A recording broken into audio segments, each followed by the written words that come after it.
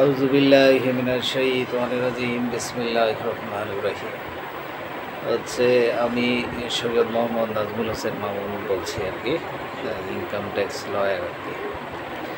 তো আজকে হচ্ছে 2023 সনের হচ্ছে 12 নম্বর আইনের আর কি 102 ধারা নিয়ে আলোচনা করব।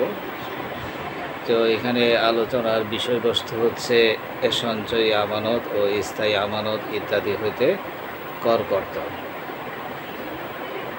তো এই যে 2023 সনের 12 নম্বর আইনের 102 ধারায় বাংলাদেশে বলবৎ বা অন্য কোনো আইনে যা কিছুই থাকুক না কেন, বাংলাদেশের কোনো আইনের অধীন কোনো প্রকার ব্যাংকিং, ইন্স্যুরেন্স, লিজিং, ফাইন্যান্সিং, ডাক ও ব্যাংকিং, সমবায় বা মোবাইল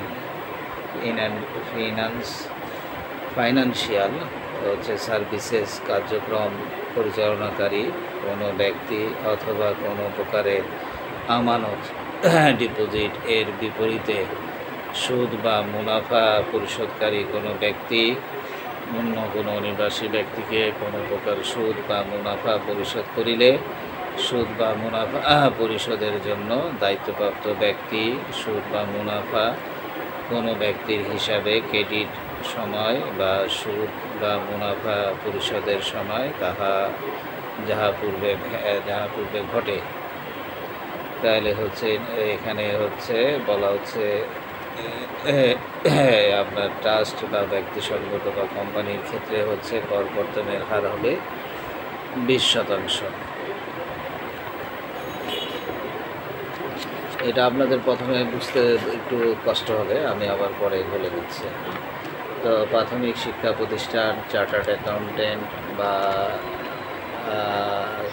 হচ্ছে কস্ট অ্যান্ড ম্যানেজমেন্ট অ্যাকাউন্টেন্ট বা চার্টার্ড সেক্রেটারি ইনস্টিটিউটের ক্ষেত্রে হচ্ছে কর কর্তনের হার হচ্ছে 10%।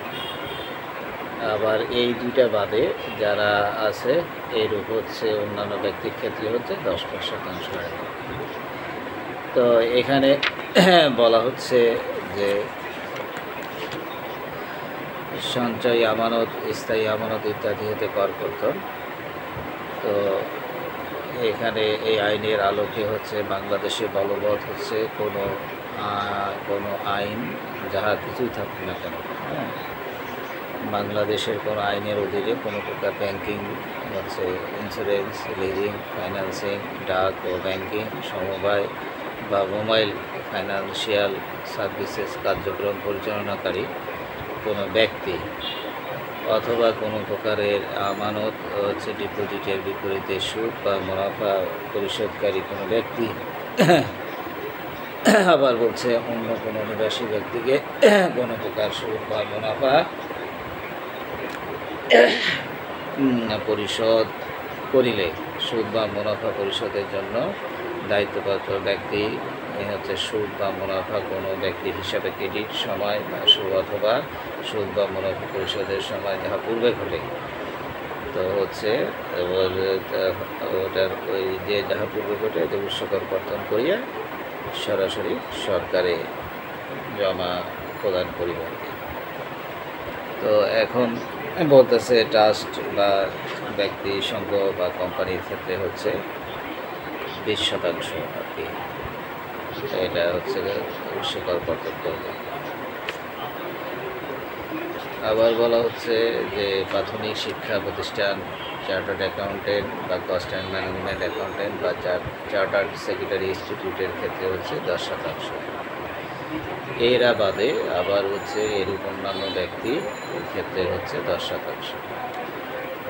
তারপরে আবার বলা হচ্ছে যে এই ধারায় হচ্ছে যেগুলো প্রযোজ্য হবে না, এইটা হচ্ছে এই ধারায় হচ্ছে কিছু কিছু ব্যক্তির ক্ষেত্রে হচ্ছে এই যে আমরা যে বললাম হচ্ছে 3টা ক্ষেত্র বললাম আর কি, সেটা হচ্ছে ট্রাস্ট ব্যক্তি সংঘ বা কোম্পানির ক্ষেত্রে 20%, প্রাথমিক শিক্ষা প্রতিষ্ঠান, chartered accountant, cost and management accountant বা চার্টার্ড সেক্রেটারির ক্ষেত্রে হচ্ছে 10%। আর বলতেছে যে অন্যান্য যেগুলো ব্যক্তি ক্ষেত্রে এরূপ ধরনের আর কি তাদের হচ্ছে 10% হারে কাটবে। আবার বলছে কিছু এরা বাদে মানে এই ধারায় আরও কিছু আরও হচ্ছে কিছু আছে যেক্ষেত্রে প্রযোজ্য হবে না। যেখানে হচ্ছে সরকার বা সরকারের অনুমোদনক্রমে তফসিলভুক্ত কোনো ব্যাংক কর্তৃক স্পন্সরকৃত কোনো ডিপোজিট পেনশন স্কিম হতে উদ্বুদ্ধ আর কি উদ্ভুত হচ্ছে কোনো সুদ বা মুনাফা এটার আওতায় পড়বে না।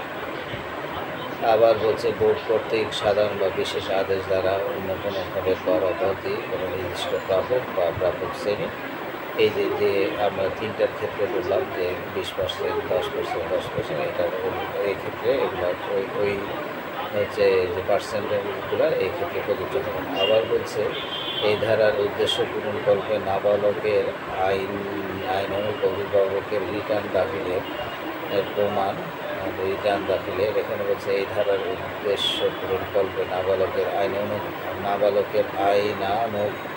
অভিভাবকের রিটার্ন দাখিলের প্রমাণ নাবালকের রিটার্ন দাখিলের প্রমাণ হিসেবে গণ্য হবে। তো এটা এখানে বলা হয়েছে। তো আমরা আজকে হচ্ছে 2023 সনের 12 নম্বর আইনের হচ্ছে 102 ধারা নিয়ে আলোচনা করলাম। এটা হচ্ছে বিষয়বস্তু হচ্ছে সঞ্চয় আমানত, স্থায়ী আমানত ইত্যাদি হতে কর্মরত।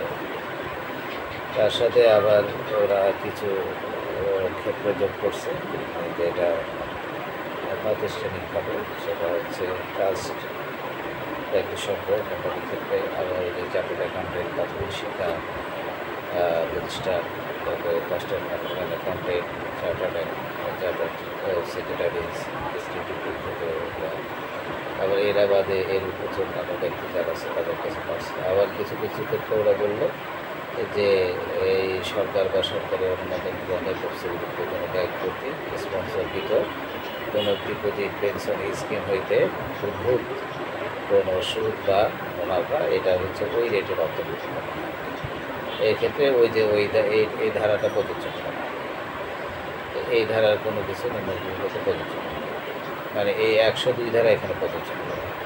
আবার বলছে বোর্ড কর্তৃক সাধারণ বা বিশেষ আদেশ দ্বারা অন্য কোনো কর অব্যাহতিপ্রাপ্ত কোনো নির্দিষ্ট প্রাপক বা শ্রেণী এর ক্ষেত্রে 102 ধারা প্রযোজ্য হবে না। আবার বলছে যে 102 ধারায় যাহা উল্লেখ থাকুক উদ্দেশ্য পূরণ করতে হচ্ছে 102 ধারায় উদ্দেশ্য পূরণ করতে নাবালকের আইনানুগ অভিভাবকের রিটার্ন দাখিলের প্রমাণ নাবালকের রিটার্ন দাখিলের প্রমাণ হিসাবে গণ্য হবে। তো আমরা হচ্ছে 102 নিয়ে আলোচনা করলাম। তো আমার হচ্ছে এই ট্যাক্সের বিষয় নিয়ে যে আলোচনা করতেছি আর কি, এগুলো যদি আপনাদের একটু উপকার হয় তো আমার অনেক সময় আলোচনা পরিষ্কার হয় না, তো পরিষ্কার আস্তে আস্তে পরিষ্কার হবে, এই জন্য দোয়া করবেন। মানুষ হচ্ছে প্র্যাকটিস করতে করতে একদম সবাই পারফেক্ট হবে আর কি। তো আমি হচ্ছে সৈয়দ মোহাম্মদ নাজমুল হোসেন, আইকর আইনজীবী, ট্যাক্স টক অফ বাংলাদেশ। তো ভালো থাকেন সকলে, আল্লাহ হাফেজ।